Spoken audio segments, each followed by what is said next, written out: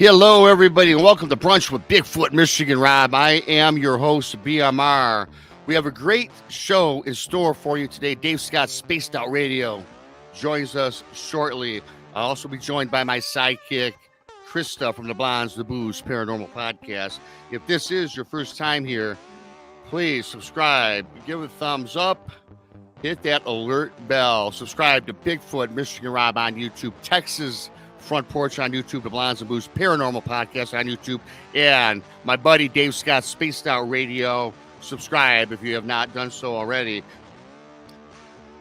We're also on iHeartRadio, Spreaker Radio, and wherever podcasts are found, including KPNL Radio. Thank you to the lovely Aunt Selene out in Oregon for that. Find us on Facebook at Texas Front Porch, Brunch with the Bigfoot, Michigan Rob. All social media platforms. If you like our content and would like to help support the channel, the Super Chat is open. Yes, the Super Chat is open long after the show ends in the archives. The Super Thanks is also open if you happen to watch this on replay. So thank you for that. Check out our About pages with all scheduled events that we have coming up throughout the week. We do more than just live shows. We've got all sorts of things for your listening pleasure. With that being said, we'll go over the schedule. On Mondays, it is Texas Front Porch, 9 o'clock in the East. Tuesday, Van Buren Variety, 8 o'clock in the East. 9 o'clock in the East, good old BMR brings you beyond the BMR. We talk all things weird and strange on that show. Come check it out. Jason McLean, 10 in the East, does something called Mysterious Library on Untold Radio AM, 10 in the East. Go check out Jason. Right back with Jason McLean on Wednesdays. New time for Jason, 8 in the East. Jason McLean questions everything Wednesdays.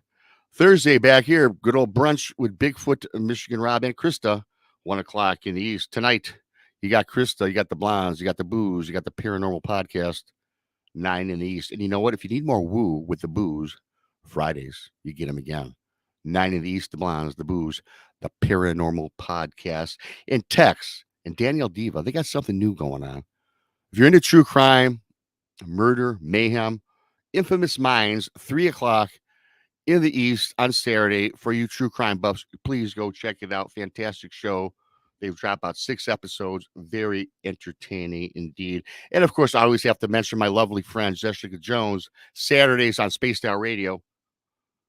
Saturdays and Sundays at 10 in the East. Go check out JJ, the Cryptid Huntress. She's also got a daytime show. Go check her out. Show her some love. With that being said, I'm bringing up the lovely Krista. Hey. Hello. How is it going today, Krista? It was going good until I just looked down at my phone and I did not receive a notification that we were live for your show. And I have that marked. So just an FYI to everybody, check your notifications. You know, it's a YouTube thing. You know, the notification bell, everybody, is very important. And also go back through your subscribers list because sometimes you'll get unsubscribed. Yep. I mean, I noticed it. I do the analytics like almost daily, right? Keeping on top of everything, and it does happen. So everybody, check the alert bells. Make sure they're on all, and make sure that you have subscribed. It's crazy. It is crazy. It is crazy, and you know what's crazy? I didn't realize this. I'm going to bring up right now Dave Scott, Spaced Out Radio. Awesome. Make sure he looks like he's ready to roll in his fabulous studio. Hello, David. How you doing, my friends? What's happening? Yeah, you know, nothing. Well, you know what's happening, Dave? I was going through the playlist on Brunch with Bigfoot, Michigan Rob playlist. I was just, for whatever the reason, I did not know that today is the 125th episode. I cannot believe it's been 2 years. Nice. Wow. Congratulations. Yeah. Good deal. And, you know, since we're on this topic, and I'm not one to toot my own horn, last week in the state of Michigan, going up against all genres, whether it's politics, sports, true crime, the weather, cooking, BMR, Brunch with Bigfoot, Michigan Rob, is number 38 in the entire state. I made the top 100 of best shows in the state of Michigan. So, you know what? I'm kind of proud of that. And let's keep forward for another 125. And you know what? You're you're in the top 50 because you're 38. So that's awesome. Yeah, well, thanks. But enough of me. Dave, thank you for taking time out of your schedule. Busy, you do the Rob, you're show. kind of cutting out. Yeah, well, you know what? I've had an internet issue all day today, and this really sucks. So, can you hear me? We can now. Very good. Thank you. I was afraid of that. And of course, when you start a show, what happens being Of live and course. all. So, we're going to have to get right into it because if I lose it, Krista, it's all you.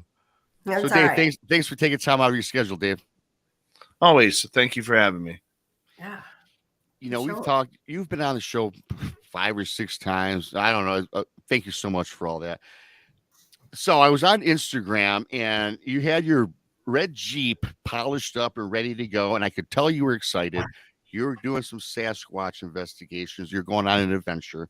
And when I see this, I got to call Dave and see if he wants to come on and talk about that.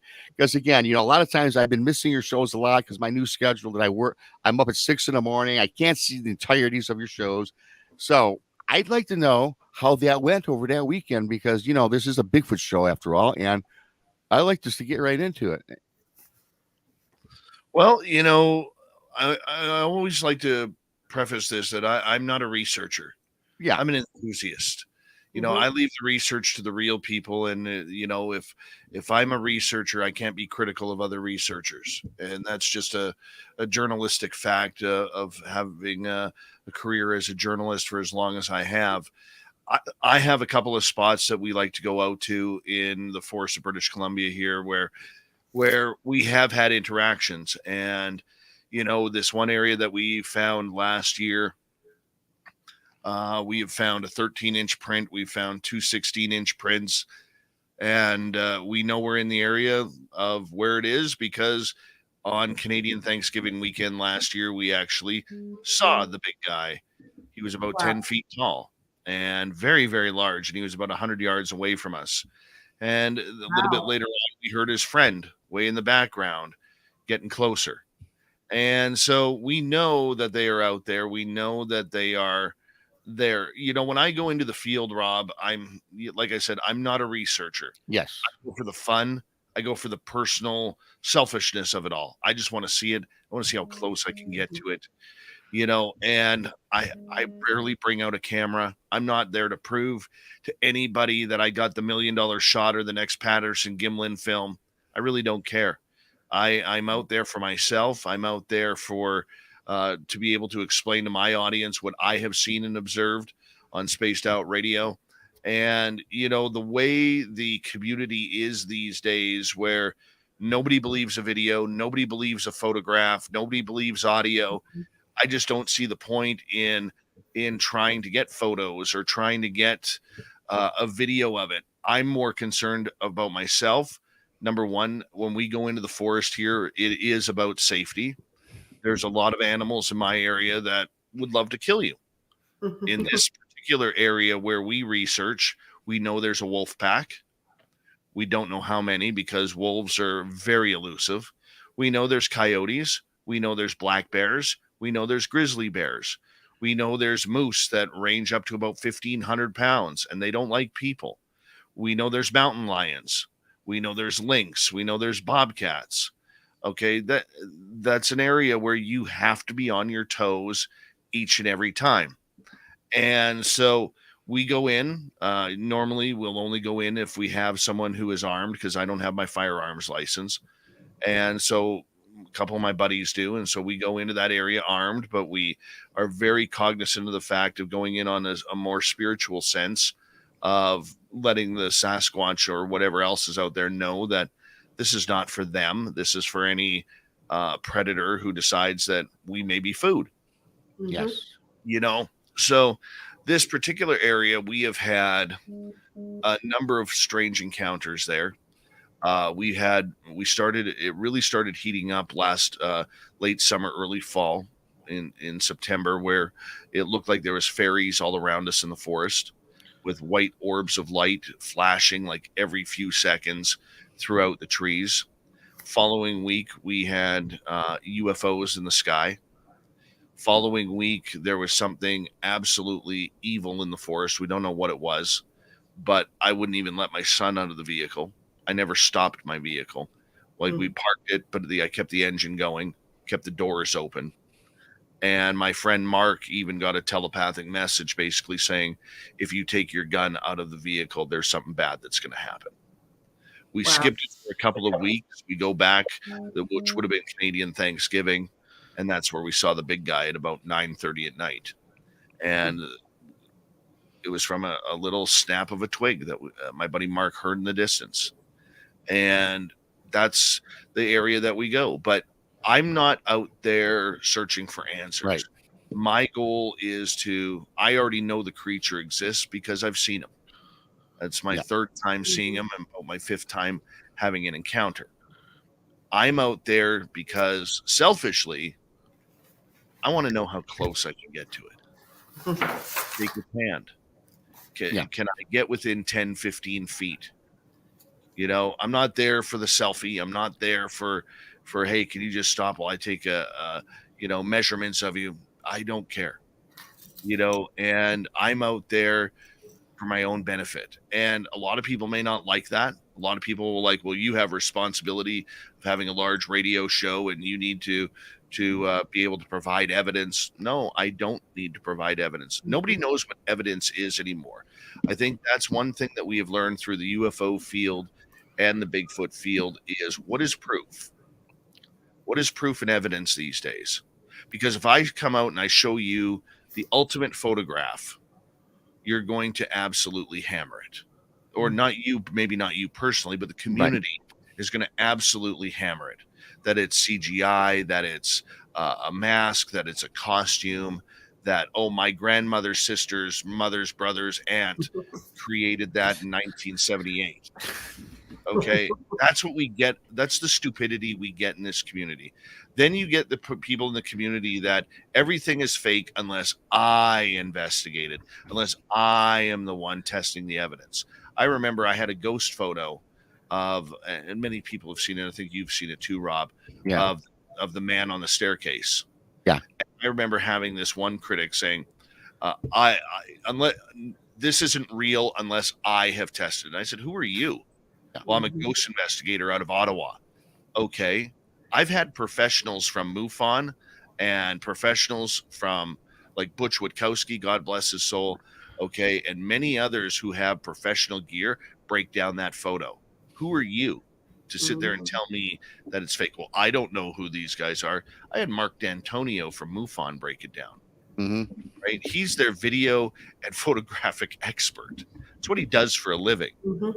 Right. And the stupidity of these communities that are out there right now is frustrating because there's a lot of great people, a lot of smart people out there who are looking and trying to get evidence.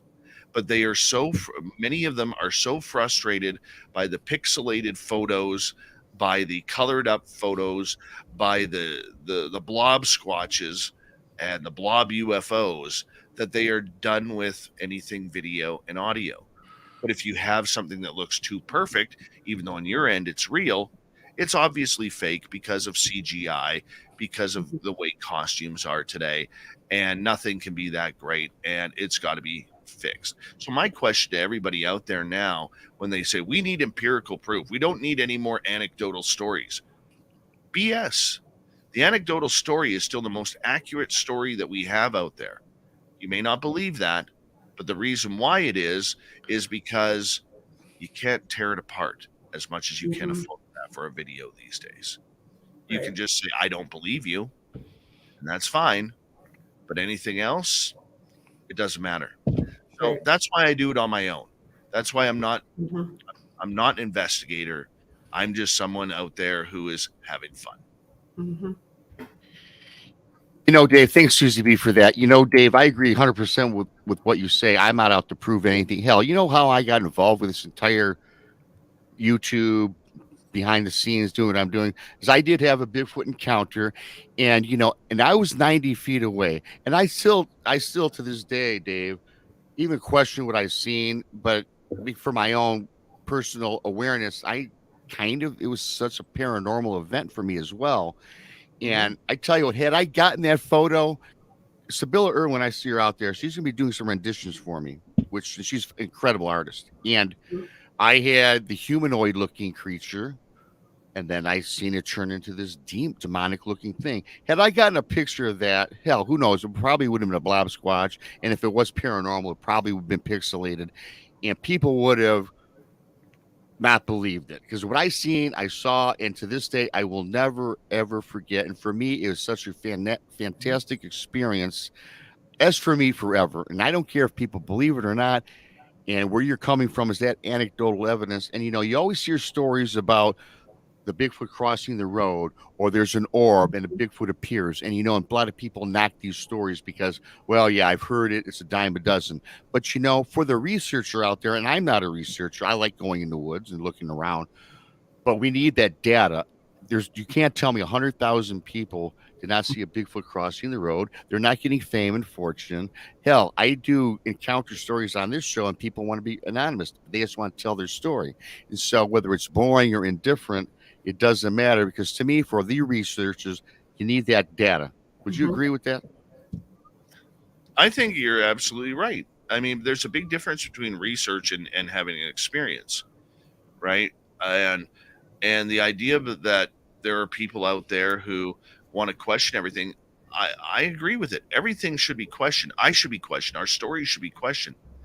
But as someone who's experienced it, Rob, we also need to be skeptical. Like, I don't believe, when I have an experience, I don't believe everything that's happened. I have to analyze it in my head. Did this just happen? What is it that I just saw? Can I cross-reference it with anything? But you know what? We have become a society of people in these fields where we could have an alien walk up to us, shake our hands, and because we got to be so skeptical, okay, we're not going to actually believe it happened.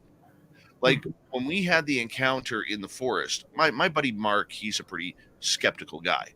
Yeah. He's been a mountain lion tracker, a wolf tracker. He's been a hunting guide over the last 35 years. The guy is brilliant in the forest. And I mean, the minute you go into the forest with him, you immediately feel safe. He's that kind of guy. And it took him about 3 weeks to admit to himself, I saw a Sasquatch. But that's because he was analyzing it. But some people just hide behind the skepticism of it all. What's wrong with saying, I saw what I saw? I know what I saw. It may not sound logical what I saw, but I did see what I see. It's okay to see something. It's okay to admit that you had a weird experience that 99% of the population is not going to have. Yet we always try and break it down into some sort of anomaly that you're going to become a pariah of society if you come out and admit, I believe in Sasquatch. Personally, I think it's cool. In my little community, I got people coming up to me all the time. You really believe in that stuff? Hell yeah, I do. Let me show you a photo of a footprint. And they'll be like, oh my God. Or let me show you a picture of a ghost or a picture of a UFO. Let me show you. Right? And I don't understand all of a sudden this attitude of the much of the public where we're not supposed to believe in this stuff, or we know it's out there, we believe it's out there, but the minute we meet someone who's had an encounter, oh, that's BS, that's crap, I don't believe that. What's wrong with believing it? Right. It's happening. Right. I just don't. And that's the thing too. Like my thing is, I listen to anybody's encounters, because it didn't happen to me doesn't mean I don't believe them, and that's people tell or believe what they personally have encountered, So, yeah. Well, I mean, it's the same thing. Like I have argued online ad nauseum and wasted time just like everybody else has. Tell me what proof is. Yeah. Tell me what proof is. And everybody hides behind, well, it's empirical scientific proof. Okay, what is that? Yep. What do you need? Well, we need to repeat it. Yes, that's the action of the study. But what is empirical proof? You can't. In today's society, where a 9-year-old can create CGI on their iPad or their cell phone, yes, okay, you cannot have empirical proof anymore. Right. It's impossible. And the minute you do get empirical proof, it's going to be absolutely raged over. I mean, look, there are professional skeptics in this field right now who rip apart everything. Look in the UFO world, especially with a gentleman named Mick West.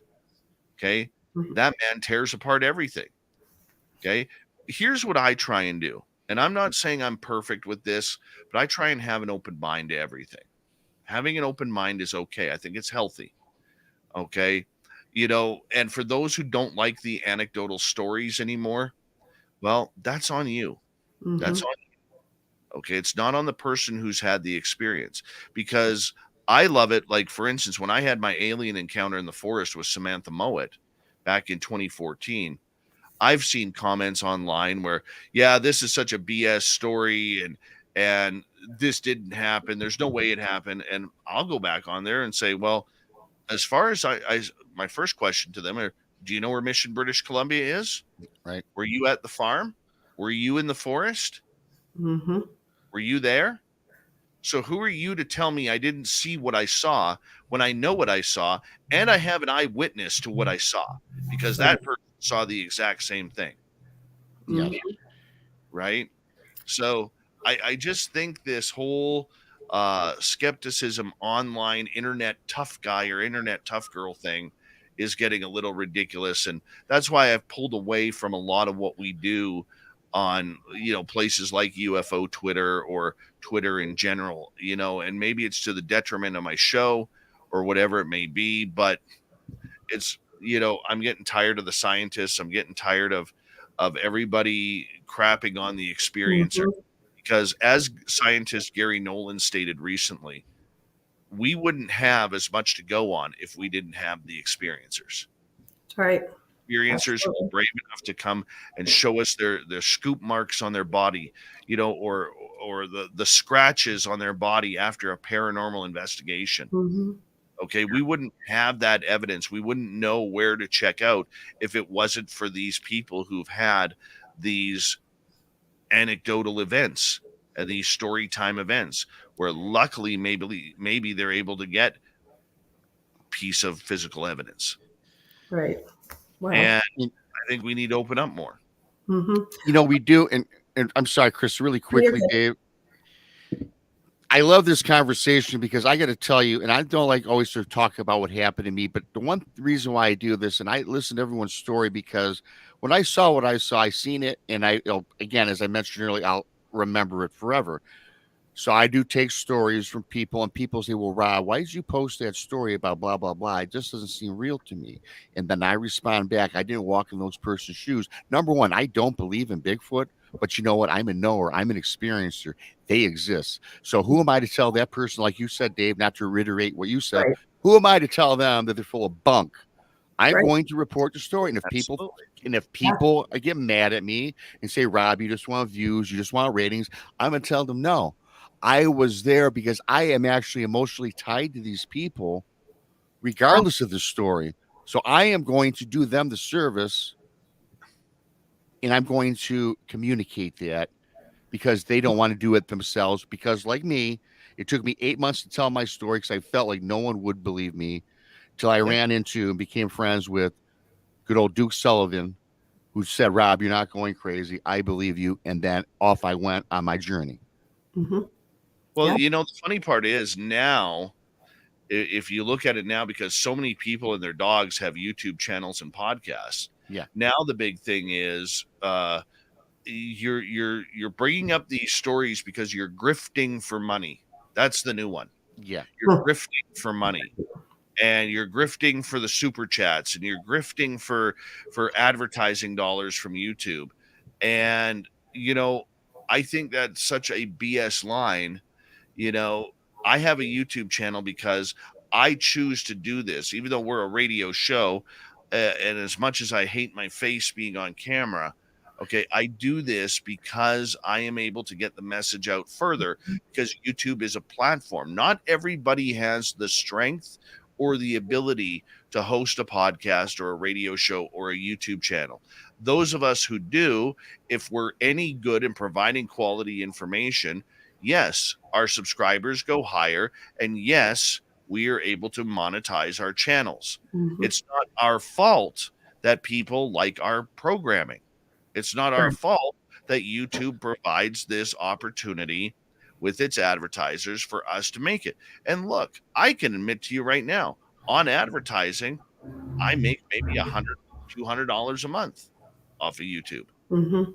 That ain't much. That ain't much. If you think about it, for 8 to 10 cents Right. a 1,000 views that you get, okay, Yeah. it's not much. But you know what? What am I supposed to say no because I don't want to be part of the grift? And the Mhm. Right. part about it is, a lot of these people who bitch and complain about it, their channels are monetized too, and Right. they're Yeah. accepting super chats, and they're accepting everything. Yeah. Right. So it's such a lame ass argument in regards to the grift that's going on. And You by the know, way, thank you, Lily, and thank you to Wendy, and thank you to Susie for Yeah. giving for supporting me in my grifting. yeah, you're grifting is good. Yeah, but I mean, are we supposed to tell our audience? Are we supposed to tell our audience who feels that we're doing a good job, that that $2 or that $5 or that $20 donation shouldn't come to us? They're doing it because they care. They're doing it because they believe in you, Mhm. and you believe in them, and you believe in what you're doing. You're passionate about it, and I don't think there's anything wrong with it. I really don't. And shame on the people who are trying to use this as an excuse to uh, rip somebody apart, right? Mhm. But anyways, where do you want to go tonight, Rob, or this morning, Rob? Because I know we. No, awesome, Dave. I love having you on because we always go off on some tangent, which I think it makes sense, and it provides the value in the show Mhm. because people need to know these things. What you say, I Right. agree 1,000% with. Absolutely. So thank you for Yeah. that.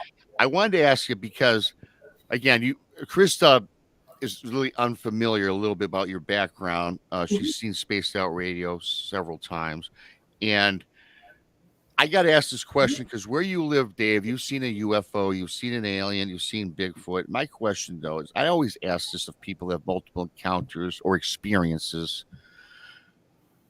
I think it's, and I don't really believe in coincidence. You think that these things are all interrelated somehow? Yeah, I think in order for us to move the study forward, we have to understand that the phenomena is everything. Mhm. There's no Bigfoot without UFOs, and there's no UFOs without near death experiences. There's no ghosts without consciousness. And it's taken me a few years, about 3 4 years now, to realize this, that I and how I learned this was, I was it was an investigator named David Weatherly, because Mhm. David covered everything. And David is a brilliant, brilliant researcher. In my opinion, one of the best out there. And in following what he was doing, and following just the knowledge that I was gaining from having guests on every night on the show, I really learned that this seems to be all tied together. And there are very few researchers who are actually trying to tie it all together. I think of Timothy Renner, Joshua Cutchin, Ross Allison, just to name a few. Grant Cameron could be thrown in that category as well. And there are very few that are actually out there. A lot of people just concentrate on consciousness. It may bleed over into ET contact or paranormal contact. A lot of people are like, like our buddy Merle. Okay. He doesn't believe they're all connected because he's a paranormal guy and UFOs scare him. He has an interest in cryptids, but UFOs and alien contact scares him. So he doesn't want to go down that road. You have a lot of people in the cryptid world who, because they think this creature is flesh and blood, that there's no way it could be attracted to UFOs or paranormal, and they don't look at the evidence of somebody who takes who is seeing orbs around a Bigfoot sighting, or all of a sudden they hear Bigfoot around them, but then they hear the Bigfoot running off because a UFO is flying over. There's been many encounters with that. And the one thing that I would say is that the phenomena is all one. It is everything. Okay. It's your good luck. It's your bad luck. Right. It's your experiences. And more people are starting to realize that the phenomena is all one. Yeah. Okay.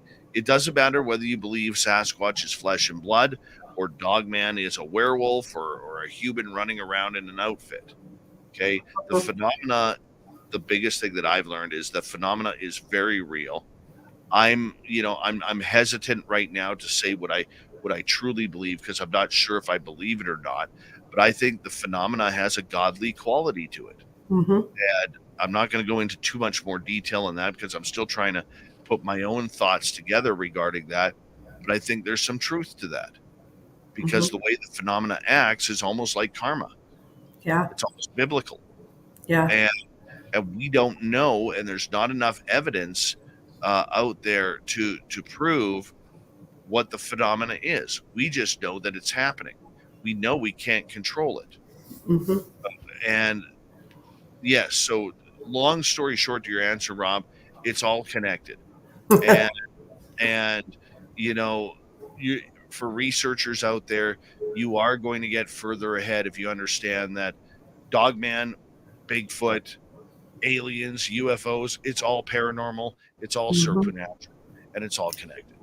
Absolutely. I started out doing paranormal researching and been doing it for many, many years. And there's the one time I seen it was a blue orb with my eyes, was in a haunted location in the basement of Tri-County Truck Stop.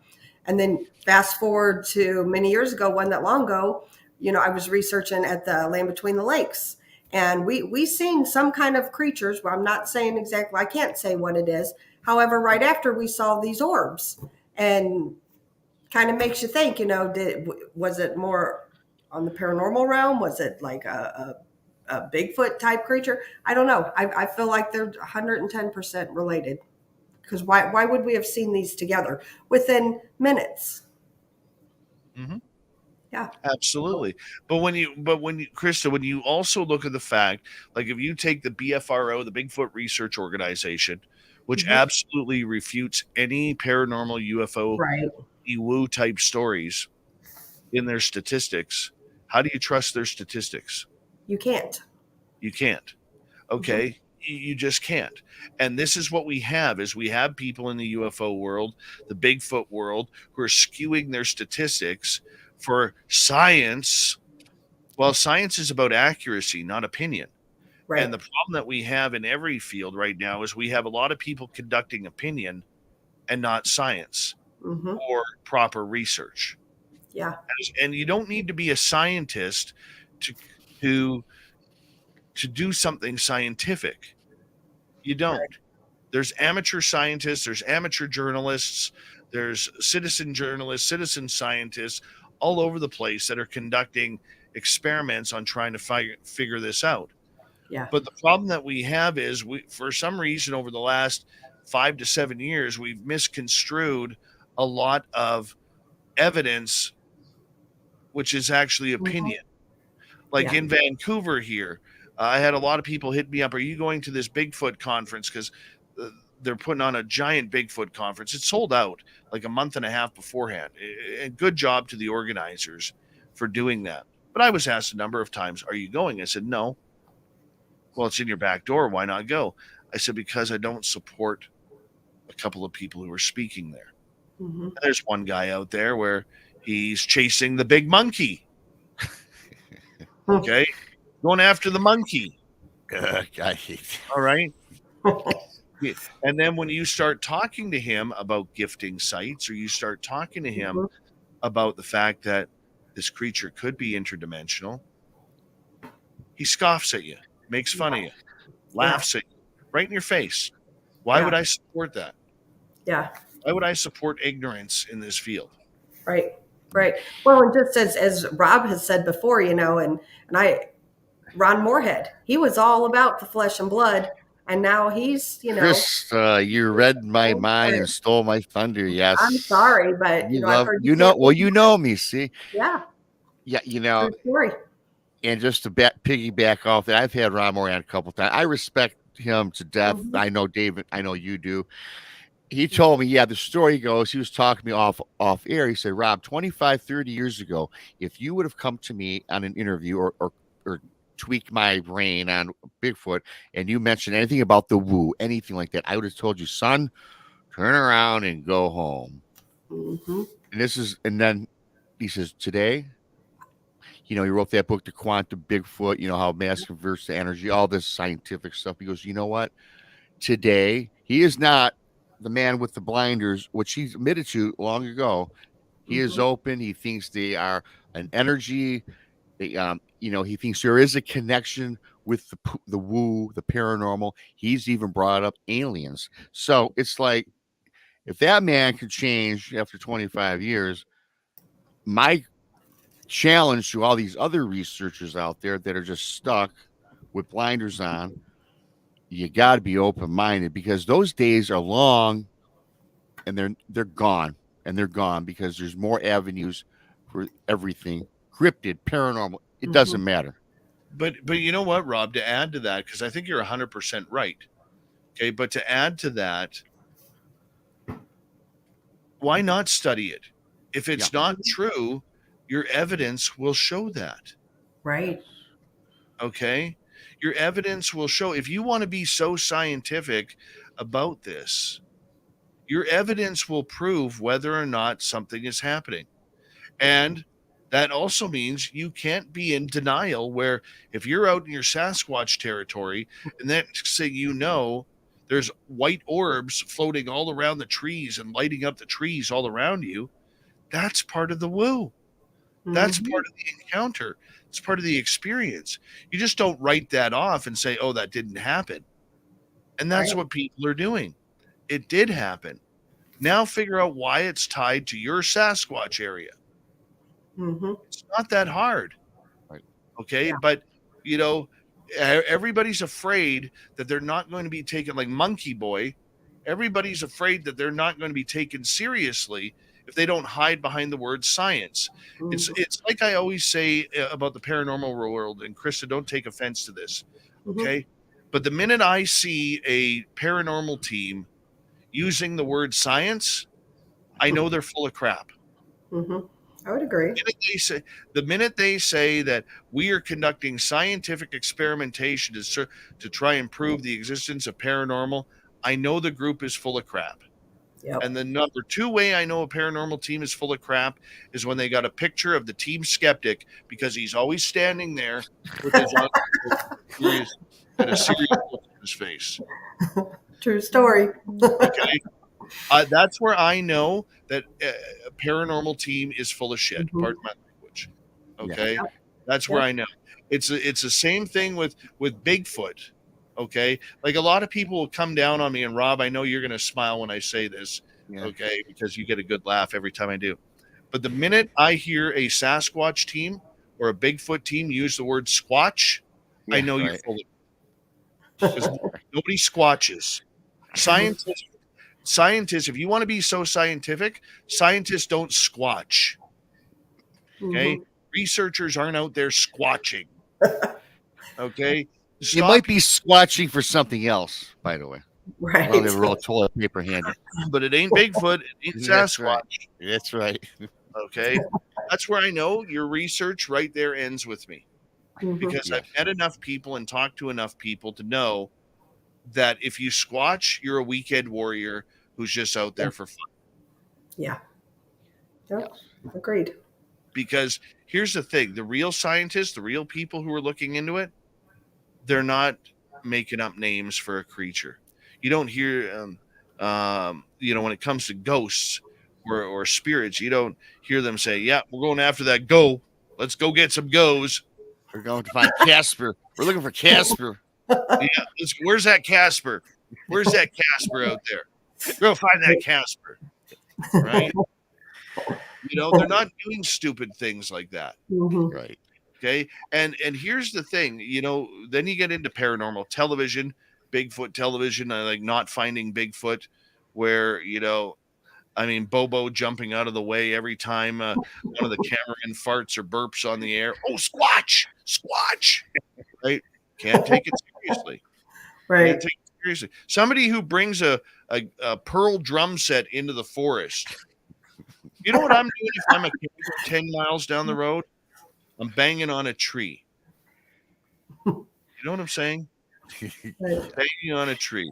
Or I got to tell you, my favorite is you mentioned Not Finding Bigfoot. My favorite is the Mountain Monsters. You watch them? No, Oh, I don't watch any of the shows. oh yeah, they're a good one to watch for a laugh. Those shows are fun for a laugh. I haven't watched regular TV though. Yeah, me either. Mm-hmm. But I mean, that's where we are.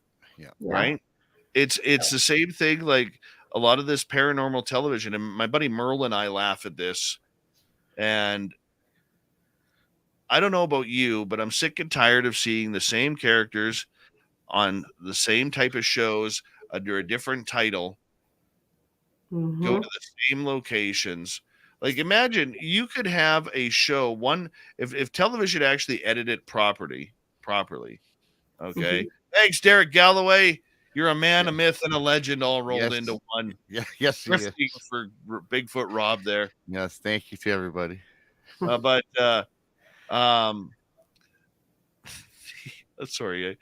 I love it. I love it, Dave. But imagine how you could have at least 48 hours worth of shows, of paranormal shows, from people going to the exact same spots every season. Mm-hmm. Let's face it, what would the paranormal television be if it wasn't for Winslow, Arizona, for Bobby Mackey's, for Gettysburg, and for what's the psycho house? The Conjuring.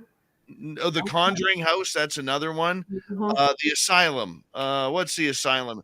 Waverly Hills. Waverly Hills, yeah. Okay. Like, are there any more haunted locations in America than those? Oh, we got to throw Alcatraz in there.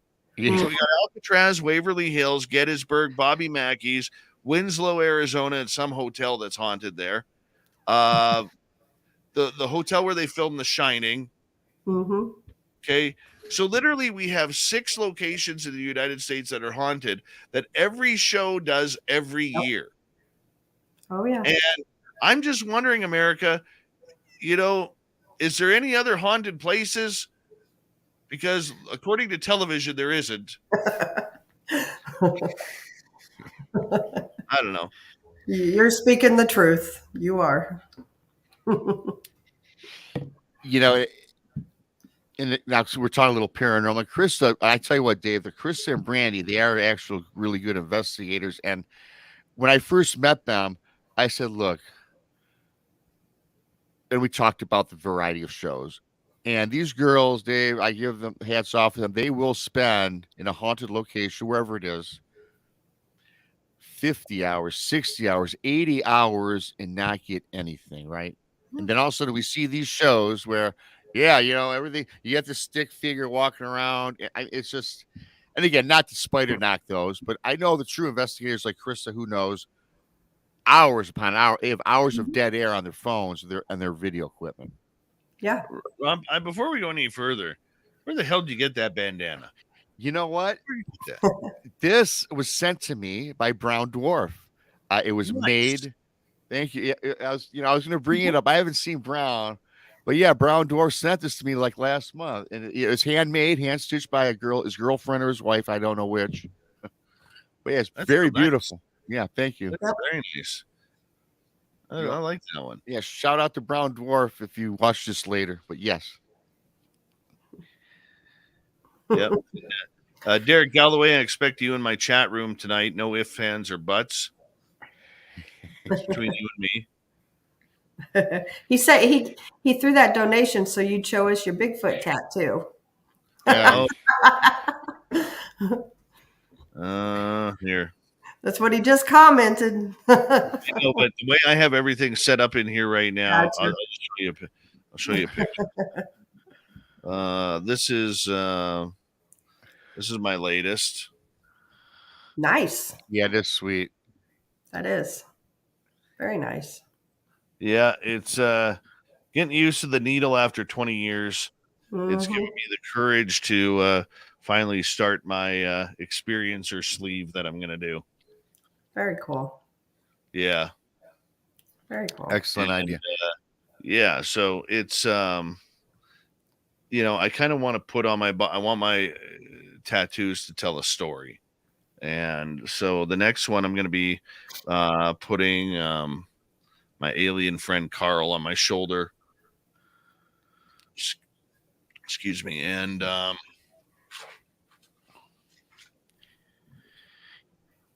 Yeah, and what we'll have to do, Dave, because Krista has never heard that at the second half. We got to take a 5-minute break soon. Oh, that's pretty sweet. that logo there, that got downloaded to me. What Wow. that Cool. means, I have no idea. Yeah, it is. Looks kind of Wow. cool. That is Yeah. cool. Yeah. Speaking of Carl, you got your well, you'll have to tell that story to Krista in the audience who hasn't heard it at the end of our break. So we're taking a break about 5 minutes. You got the whole day with me, right? For the next half hour, 40 minutes. Yeah, I got you till I got another 42 minutes with you. Okay, cool. Because Krista, she'd love to hear that, I'm sure. Mhm. You know, speaking of tattoos, really quick, since we're kind of a little off topic, I'm thinking about doing a BMR. And now, people, I'm not being conceited. I'm not fooling myself. You guys know I'm humble. But I'm thinking about putting together a BMR tattoo with the bandana and everything of my face, right? Somewhere I've yet to determine. So leave a There you go. comment in chat. Is that, is that too? It would Huh? look great on the inner left side of your buttocks. And, nobody was able to see it, Dave. And I'll join you. I'll get the right side. There we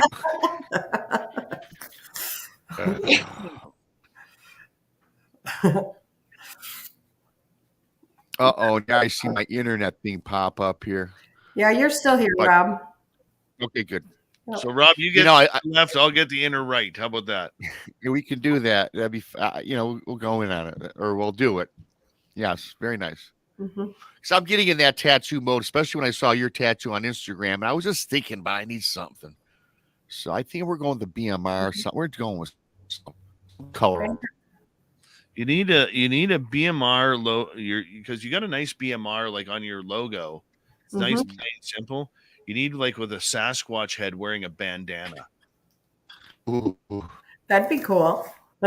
cool. BMR underneath the Sasquatch head wearing the Sasquatch wearing a bandana. Yeah. There you go. That's Or a thought. if you wanted to look more human, just get a picture of Super Duke. Super Duke, Yeah. Super Duke. I put a bandana on him. I would tattoo Super Duke on me. Totally. Oh yeah, he certainly fits the part. I love that guy. He looks like He's one of the best. He's one of the best. He's one of the best. I love Super Duke. And I did want to give out, since we got about 2 minutes, we got to go to the break. I did want to make a mention. We did a show. Derek Galloway, by the way, who was in the show. Again, thanks for the super chat. In fact, thanks to Henny, Susie, Wendy, Lily, Sugar Times 2, and Ryan Tremblay, Monster Radio, for the amazing super chats. I appreciate each and every single one of you for the support. Thank you for supporting my grifting. It's amazing. It's just amazing. And yeah, Derek Galloway, we did a show on Texas Front Porch about the missing. He's had a missing family member. For everybody, please go check that out and go check out and help just spread the word about the missing loved one for Derek. Yeah. Appreciate you, buddy. Yeah. Monster Radio does have a question too. I don't know if there's time to answer that one. Yeah, we got time. Go ahead. Pull it up. It says, I still think there's something like a Tulpa effect taking place with some of these cryptid encounters. Any thoughts? Dave? I would say for some of them, Mm-hmm. I would say especially for kids who are trying to, conjure in some of this stuff. Conjuring is very, and I think it's one of the most understudied studies of our field is conjuring or summoning. Yeah. I used to be able to summon UFOs. I did it in front of many of my friends. I don't know how I did it. I just knew I could. You know, you get people who summon Hat Man or Slender Man or the Siren Head or Bloody Mary or any of these jinn type of creatures. Yeah, I do believe that in the power of the mind and the power of putting everything out there. It's scary. It It is. really is. So I do believe that there is a real power, and it's very understudied because we don't, as humans, want to believe that there are people out there who are calling in Dogman, that there are people out there calling in ghosts or Sasquatch or Slender Man or aliens or UFOs. I've done it myself. I don't care if you believe me or not. I have the friends around me who could say, yeah, that happened while Dave talked about it. I used to invite friends over to my house and say, hey, it's Friday night. Why don't you come over? We'll have a beer on my patio and watch the UFOs fly by. And then we'd get black triangles over my house. Wow. Oh, yeah, Chris. I've heard Dave, a lot of great stories. Well, I will not call them stories, experiences. With that being said, we got to take our 5-minute break. Dave Scott, Spaced Out Radio. If not subscribed, do so already. Fantastic show. He's on 10 o'clock, 12 in the East, my time, and then whatever that is Pacific, that's 3 hours back, 9 Pacific.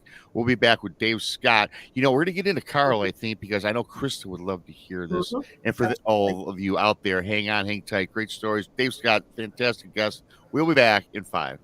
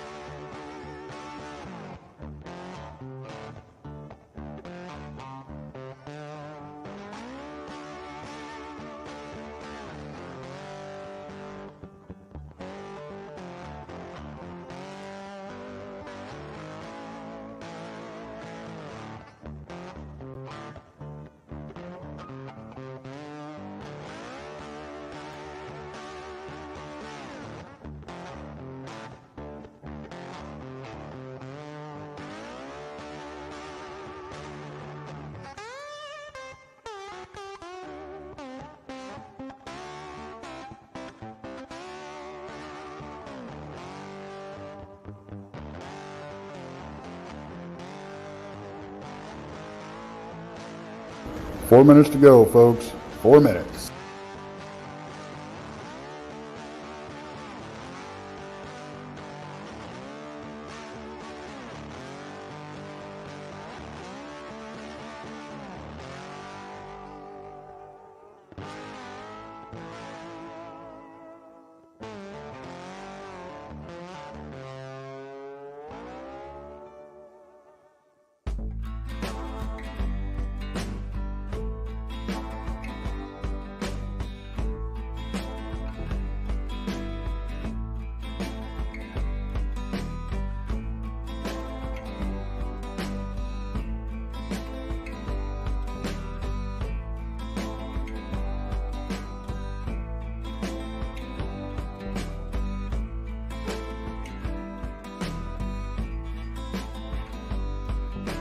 Three minutes. We're almost there.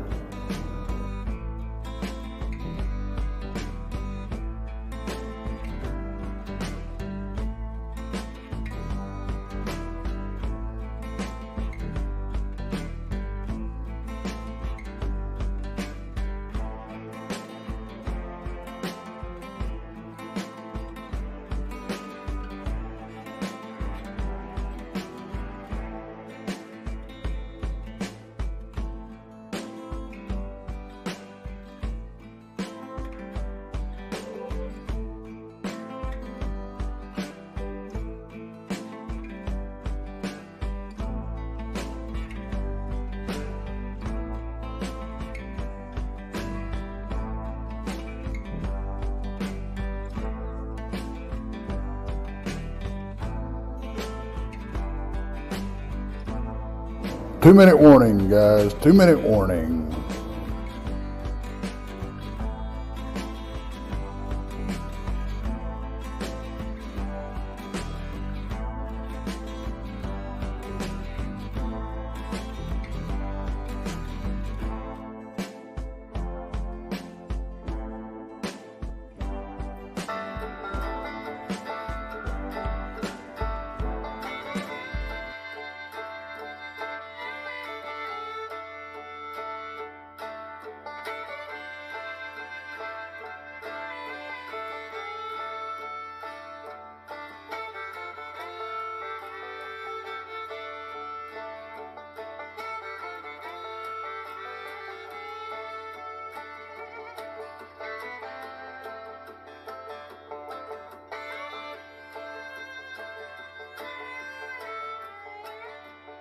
1 minute.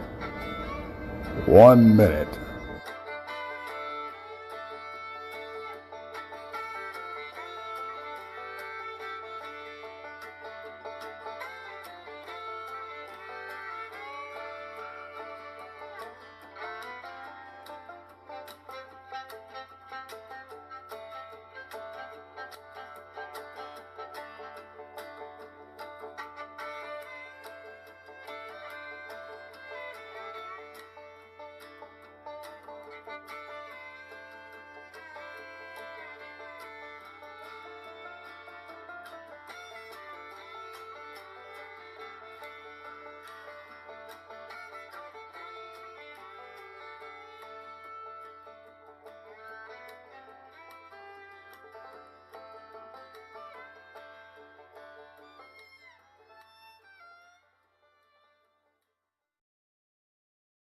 Thank you, one and all, for joining us today. Brunch with Bigfoot, Michigan Rob. Fantastic guest, Dave Scott from Spaced Out Radio. If not subscribed, please do so already. What have you been waiting for? Thank you to the lovely super chats, Hemi, Susie, Wendy, Lily, Monster Radio's Ryan Tremblay, and Sugar Britches times 2. I do appreciate the love and support. Don't forget, on Mondays, it is Texas Front Porch at 9 o'clock in the East on Mondays. Tuesdays, Van Buren Variety, 8 in the East. Beyond BMR, that's me, 9 in the East on Tuesdays. Jason McLean at 10, Mysterious Library on radio, Untold Radio AM, 10 in the East. Back with Jason on Wednesday. Jason McLean questions everything in new time, 8 o'clock in the East. Thursdays, Brunch with Bigfoot, Michigan Rob, 1 o'clock in the East. Tonight, the Blondes, the Booze, the Paranormal Podcast, they kick it off at 9 in the East. If you need some more woos, some more woo with the booze, check them out on Fridays, 9 o'clock. Uh-oh. I don't know if you guys can hear me.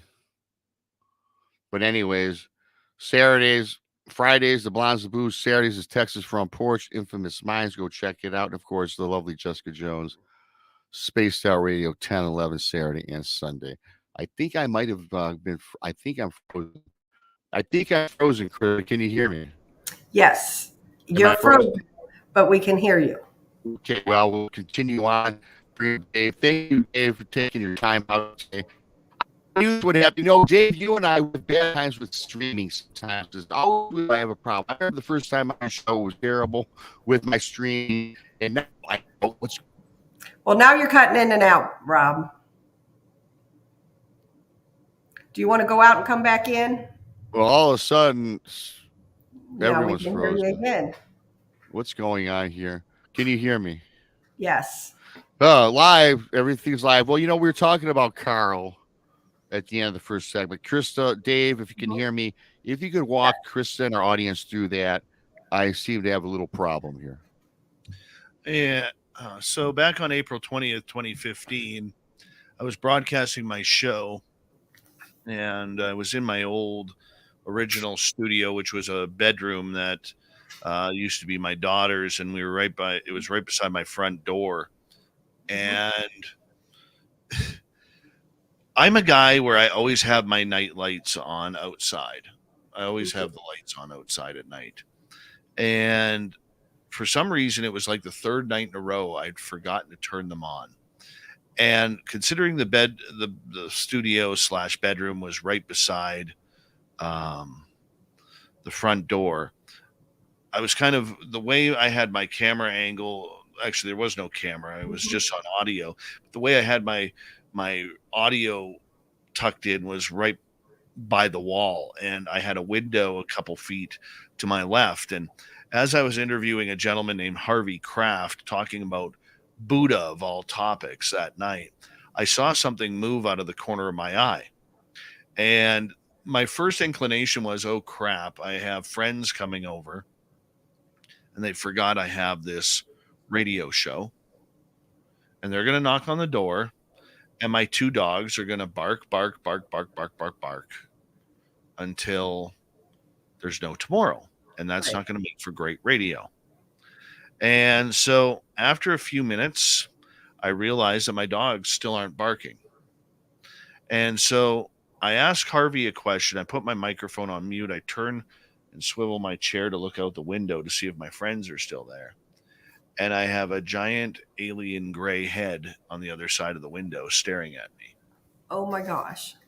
So I did what any man would do. Because my microphone was on mute, I screamed and I fell back in my chair. Yeah. And then I jumped up, looked out the window again, and it was gone. And I jumped up to the window because I would have seen a human running away. I would have seen a human running past my garage or across my lawn or whatever, and never saw a thing. And so I called up my buddy R. Keith Andrews that night, and it was after midnight, and it was just hoping a prayer that he would pick up. And Keith had never been to my house, but when he picked up the phone, he's like, I felt there was a reason why I had just woken up and went into the kitchen to grab some water. And so him and I talked about it, and he kind of said, he kind of laughed. He goes, Dave, he goes, your signal goes all the way out there. They already know that you're broadcasting. So one of them got curious. So after a few months, I decided he needed a name. So I named him Carl. And it was kind of interesting. And then nothing for a couple of years. And then I moved up north. And one day I was interviewing, it was August of 2018. And I was interviewing a good friend of mine, Olaf Phillips. And we were talking about secret space program and everything like that. And all of a sudden, I just felt Carl's energy again. I said, Olaf, Carl is back. Wow. What? I said, Carl's back. I said, I could feel him. I can't see him. Can't see him out the window, but he's back. So I had to, after 25 minutes left in the show when this happened, I get Olaf on my phone and I said, dude, I'm going to walk outside. I said, I want you on the phone with me in case something happens. So I walk outside my downstairs door, which is underneath my carport. And I had my two vehicles parked on the outside of my carport because I got a pretty big driveway. Sure. And they're parked side by side. And I watched this at about 6 feet high. I watched this orb that is like a Nike symbol swoosh, but it's in a yin and yang orb, go right in between my vehicles from rear to front. And then it came back front to rear. Yeah. And I was like, oh, crap. He goes, well, are you going to go over there? I said, hell yeah, I'm going over there.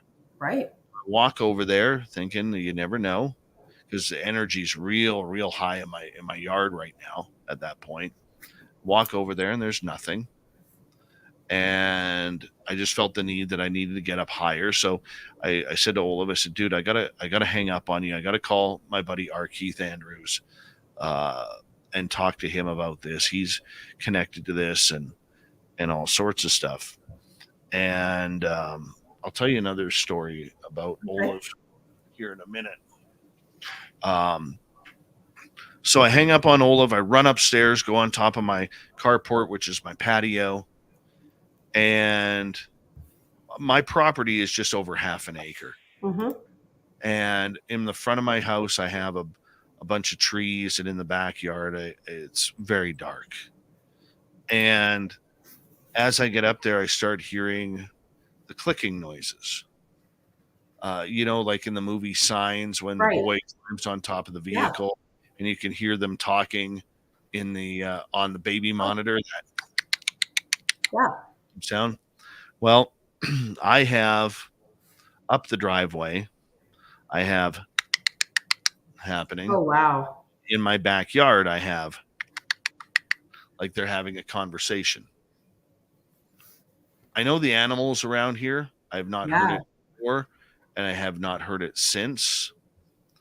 And I get on the phone with Keith, and who just happened to be awake once again, and explained to him, I said, Keith, I said, Carl's back, got some serious stuff happening.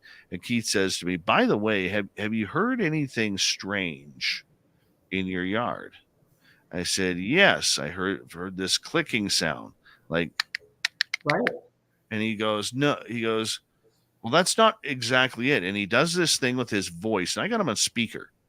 And he does this thing with his voice. I don't even know how to do it. And I said, that's the sound. Mm-hmm. And all of a sudden, as soon as he did that, from my backyard, I hear like it was responding. And I said, well, what do I do? He's like, well, he goes, can you see them? And I said, no. He goes, there's two in the back. He goes, Carl and his buddy are in the back. They have another buddy up near your trees. Okay. Mm-hmm. He goes, can you see them? I said, no, I cannot see them. And I never saw them, just felt them and heard them. Mm-hmm. And eventually I got the feeling that I needed to leave my property and go drive down over to the lake that is a couple miles away from me and go park in the parking lot because my area is very dark at night. And it was a moonless night, thousands of stars in the sky. And so I jump in my vehicle, and instead of turning right to the lake, I turned left because I figured, you know what, if I'm going for a ride tonight, I need a donut and a Tim Hortons ice cap. Sure. You know, I'm Canadian. Yeah. I know what to do. And so raced through the drive-through. Thank God it was still open 24 hours a day at that point.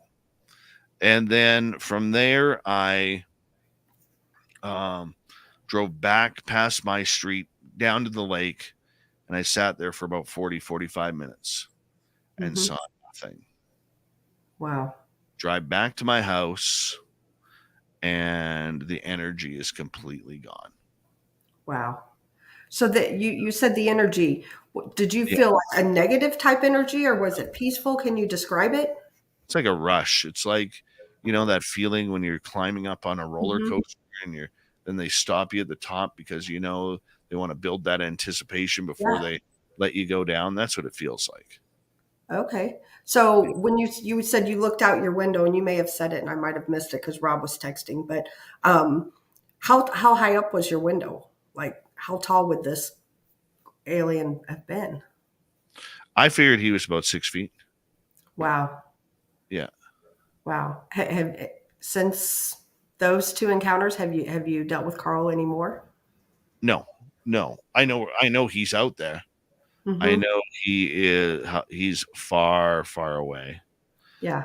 I'm just trying to find. And you know what's interesting is, like, you're doing shows when, you know, you're feeling Carl. Do you think subconsciously, like, he's watching, or like you're calling him in or something like that? No, he's far away. This is kind of what he looked like. Oh, wow. And see, to me, that would scare me. I don't know if that would be a peaceful feeling or not. The difference between this guy and Carl was Carl didn't have the penis head. Okay. And his eyes were reversed. So if you look at his eyes are very tight near the nose. Yes. They were more rounded like the other side by the nose, and they were tight on the ends. Wow. I found this picture on the internet, and that's the closest that I have been able to find on what he looks like. Wow. That's crazy. There's a question here. Susie B asks, why would they come all that way? Were you taken? Not on that night, Susie. Susie B! Not on that night. So can you tell us about a time that you were taken? Sure. Which time do you want to know? You pick. I'll tell you the fun one. Okay. I don't. This one's really cool. My audience members who are here, they've heard it before. It was about a year to 2 years ago now. I went to bed, and I'm someone who doesn't remember my dreams. And so when it happens and I start dreaming about aliens, that's when I know something's happened. I'll remember. Right. And so on this one occasion, I was, it was like I was at this UFO conference in this hotel. It was a very dark, dreary night. The hotel, it was like there was like 2 high rises on this hotel. And I went inside and I saw people like Science Bob was there, Richard Dolan was there, Olaf Phillips was there, and a few others that I recognized were there. And as I was kind of meandering through, I knew there were grays there, and they were chasing us, or chasing me, and Science Bob. Wow. So when I woke up in the morning, my body felt like I hadn't slept a wink that night. It felt like I was like every joint in my body was tired. It hurt to bend. It hurt to move. Yeah.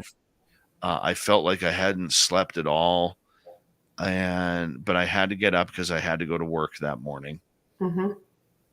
And I had my shower. The shower didn't wake me up at all. Yeah. I get out in my driveway, I start my vehicle, I call Bob, and I said, Bob, how did you sleep last night? And he goes, I was tossing and turning all night last night. He goes, but the funny part about it is, he goes, my wife got up in the middle of the night because she thought she heard people walking downstairs. Oh, wow. And I went, oh, yeah. So I told him what happened. And he goes, oh, interesting. Well, I get a phone call from Science Bob 8 hours later. And he goes, you're not going to believe this. He goes, I thought about what you said all day. And he goes, I went and checked my Fitbit. And my Fitbit has me wide awake, walking around for an hour and a half in the middle of the night that I have no recollection of. Wow. Yeah. So I actually asked Lou Elizondo, the UFO guy, about this. And he actually stated that their investigations, they have been using iPhones, Fitbit, smartwatches for a long time now in order to track alien abductions. Wow. Because the information is very detailed and very accurate. Yeah. What do you believe they want? No idea. Gotcha. Wow. I just short snippets. They don't give me anything good. Yeah. I never got to fly the craft. I'm a little pissed off at that. Okay. Right. They don't give me anything good. I just get the little 2-3 minute snippets of what's going on. Sometimes longer, sometimes shorter. Yeah. And that's all I get. Have you had any marks left on you or anything? Only one time. One time I woke up and my partner says to me, what's that on your back? And I looked in the mirror and I had 2 4-inch long, 5-inch long, which looked like cat scratches. They're about an inch apart going down my back, just 2 of them. And I went, I got to get a picture of that. Yeah. And so I was still groggy from waking up. I go to the bathroom and do my thing, then walk into the kitchen, walk out of my bedroom, walk into the kitchen, eat breakfast, start getting my Sunday going. Then I realized about 4 hours later, I forgot to take the picture. Don't know why I forgot to take the picture when it was right there. And when I went back and looked in the mirror, the scratches were gone. Wow, that quick. No scarring, no nothing. I called my partner into the bathroom and I said, look at my back. And she's like, what about it? I said, the scratches from earlier today, remember? She's like, yeah. I said, they're gone. Look. Wow. And she was like, oh my God, they're gone. And like, how did I forget to take that photo? Yeah. I was right there. Like, take the photo. Right. Right. Wow, that's incredible. Just to let everybody know, BMR has texted me. His internet is totally gone right now. So it's you and I, Dave. Oh, that's all right. Let's make 13 minutes of BMR history right now. There we go. Let's do this. No, back onto the aliens and the UFOs. When was your very first like encounter with anything like that? Was it before 2015 or? My first UFO encounter actually happened in 1990. Let's see, I was 21. Mm-hmm. Was it 20 or 21? No, it would have been 20. Wow. And I was a designated driver for my buddies. Mm-hmm. And I lived in a city called Abbotsford, British Columbia, which is about an hour east of Vancouver. And I lived up on this hill that overlooked, I still lived with my parents at that time. It overlooked the Highway 1, that Trans-Canada Highway. And then on the other side of the highway was the Abbotsford International Airport. Mm-hmm. And I grabbed a glass of water. It was about 2:30 in the morning. I grab a glass of water and I walk outside of my patio because it's one of those hot, warmy, muggy summer nights. Yeah. Walk out on the patio, and I'm kind of an amateur airplane buff because I wanted to get into the armed forces when I was a kid, and I wanted to fly jets, and so my town happened to have one of the biggest air shows in North America. So I knew my planes very, very well. Mm-hmm. And I heard this deep buzzing sound way above me. It almost sounded like a C-130 Hercules. And I kind of turned my head up and I look, and, not to popularize the term or use the popular term or anything, but there was this orange orb that looked like a Tic Tac. Wow. Where the sound was coming from. Mm-hmm. And I watched this orb with the sound fly over top of the airport. And our airport at that time used to close at midnight. Mm-hmm. So they'd shut the flight line down and everything would be detoured to Vancouver. And as I watched it go over the darkness of the airport, I watched the light flick off. And then about 30 seconds later, the sound turned off. It vanished. That was my first UFO sighting. Wow. 1990, let's see, I was born in 73. Well, 1995. Wow. Yeah, that's incredible. Do you believe that they walk among us as disguised as people? And sure, why not? Mm-hmm. But a lot of them can walk among us probably invisibly. Mm-hmm. Well, yeah, that's true. We're here. They have, I think many of them are as afraid of us as we are of them. Mm-hmm. They've studied us. They know we're a violent species. Yeah. Right. And, I think they study us. Mm-hmm. I do. I think they're here.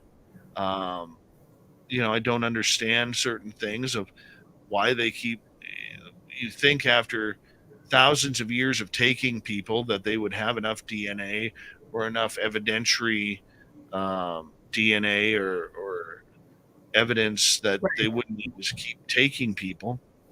But they do. And, there's a lot of questions that go along with that. Yeah. I think we are so naive of what's happening in the UFO world and the ET world that, we look to NASA, we look to the government and the military to have answers for us. And it's easy to see the lies that they are spewing. Right. You don't have to be a rocket scientist to know that yesterday's NASA conference was a complete joke. Mm-hmm. Right? Yeah. True story. And anybody who knows a lick about ufology should be embarrassed and upset over what they had to listen through yesterday. I don't like that. I don't like that at all. Yeah. Now, and this is why I tell my audience all the time, don't prepare for disclosure because it's not going to happen. You know, they can release all they want. But we saw yesterday with NASA people lying through their teeth that there's nothing for us. Mm-hmm. Nothing for us. Yeah. I have a friend that believes, and I agree with her on this point too, that, we as humans, we're destroying this earth. So she believes that they're here to like help us to better it. We're killing it. Who knows? I don't know. Well, I'm open to all the ideas. A lot of people who've had the major experiences say the exact same thing. We're killing Mother Earth. Mm-hmm. We're not kind enough. We're too violent. Yeah. We kill too many animals. We're taking away and it sounds really hippie-ish. Okay. Yeah. Sounds like, aliens are a bunch of tree huggers. Yeah. But in the end, we don't know. Mm-hmm. We don't know. We don't. Right. That's what I always say. We're all searching for answers, with be it aliens, Bigfoot, ghosts, any of it, but I don't think any of us are going to know until we meet our own maker, Mm-hmm. Yeah, absolutely. Absolutely. But are they here? For sure. Mm-hmm. I believe they are too. I definitely believe they are too. And I'm one of those that believe that they're all connected as well, with the Bigfoot, the UFO, all of that. There's got to be something there, And I was that flesh and blood girl, and I was that person who thought they were just some ape, as you said earlier. But it's going out and encountering things and seeing things for myself. And as you had said earlier, I can't deny what I've saw, Mm-hmm. And and that denial is not necessary. Yeah. Like I said to my buddy Mark, I still bug him about it. I said, "Hey man, can you believe we saw a Sasquatch?" He's like, "No." I said, "Why?" He goes, "I'm still having a tough time." I said, "Why?"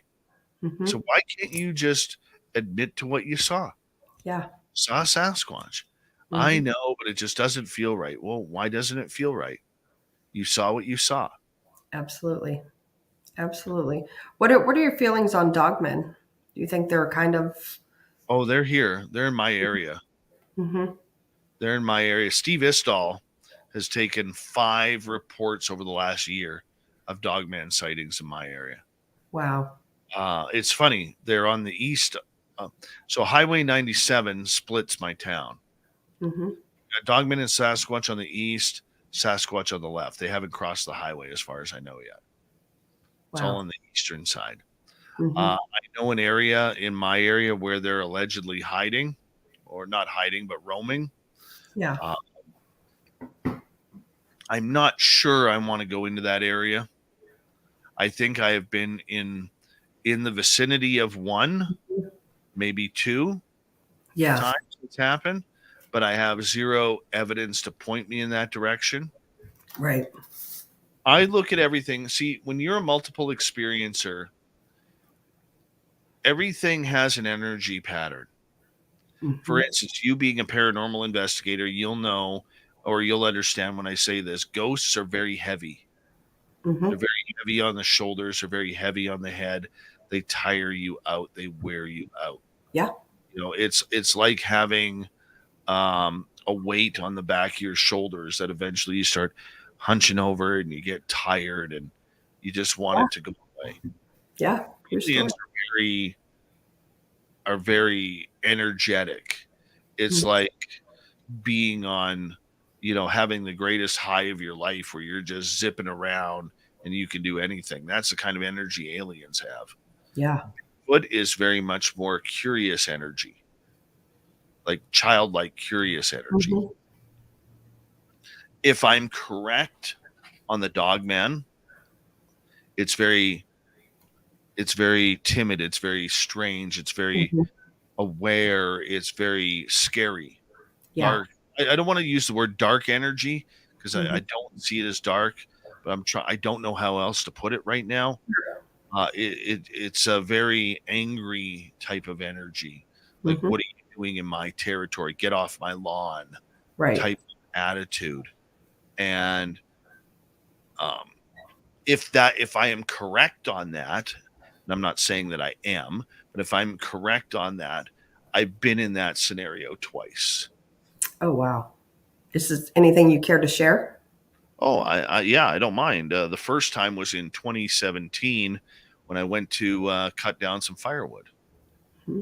And the minute we turned up that logging road, it just felt different. And Yeah. I was running through all the energies because I've been around mountain lions. I've been around black bears. Everything has its own energy. It's Yeah. like, when you go in the forest and you're being watched.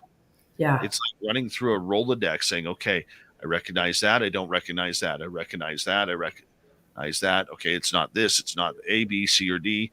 It might be E, but I'm not sure. F, G, Yeah. kind of going down until you figure it out. Yeah. So I pulled up to these two trees, and I'm like, I don't know if I want to be here. Yeah. And so I just kind of said, screw it. I brought my chainsaw out because I knew that if there was anything, my chainsaw the noise from my chainsaw would either scare them or would at least protect me. Yeah. Right.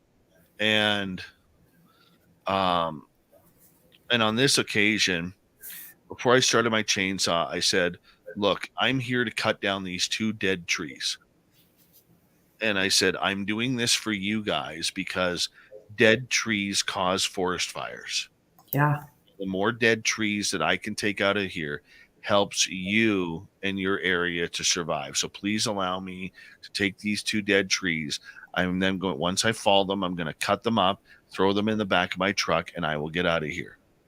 Yeah. And then all of a sudden the tension just seemed to die down, but I knew I was still being watched. Mhm. Very close. I cut the trees up, stacked them in the back of my truck, and boom, drove down the road about another 3/4 of a mile. Came to another dead tree. And this tree was probably 80 feet high, 90 feet high. And I'm like, okay, this is going to fill the back of my truck, and I'm out of here. Yeah. And I hopped out of my vehicle, and that energy was right there with me, and it was Wow. that I hadn't left the road. Like, it got to the point where I was just like, okay, I got to get out of here. Sure. I gotta get out of here. And that was as soon as I got off that road, I felt safe. Yeah. Yeah. And I've been up to that road since. Never felt that again. Wow. You just happened to cross paths that day. That day. Yeah. That's interesting. Wow. Crazy stuff. Well, Rob looks like he popped in, but he is froze up again. Such a handsome man. Yeah. Well, we're at the 1:30 or the his time 2:30, 1:30 my time. So we can call it a day. But thank you, Dave, so much for coming on, doing this. And it was great to meet you. Yeah, great to meet you too, Yeah, Kristen. I've watched your shows, and I watch some of the others people that you have also, and yeah, you do a good job. You really do. I enjoy them. Appreciate it. Definitely. And also, real quick, want to thank Susie B, Wendy, Lily Pond, Sugar Britches ×2, Fast Timmy, Monster Radio, and Derek Galloway for the chats. We definitely appreciate it. And is Rob coming back on? Let's see. So he can at least, we'll see here. Well, nothing like having your own show and you get to come on and say goodbye to everybody. Yeah, I don't know what's going on in this crappy ass state of mind with this internet. 2 days in a row. Dave Scott, thank you. Fantastic show. Fantastic show, man. Sorry I missed. Krista did well. I kind of half-assed listen. My phone is screwed up too. Yeah. I love you, Dave. Thank you. Thanks to everybody that came on today. I apologize from my end. Thanks to Hemi, Susie, Wendy, Lily, Monster Radio, Susie, Sugar ×2 for the super chats. Thank you, Dave Scott, Spaced Out Radio. All subscribe to Dave Scott. Yes. For sure. And Dave's all over the place. Looks like it. Thank you guys. I got to get out of here, but I know. appreciate your time. Love, man. Thank you. Right. Okay. Right. Thanks. Oh my God! Now you can probably hear me. Yeah. All You're, right. and you're still live. Do you want me to end it here? Thanks to Dave. In the chat, I'm really mad.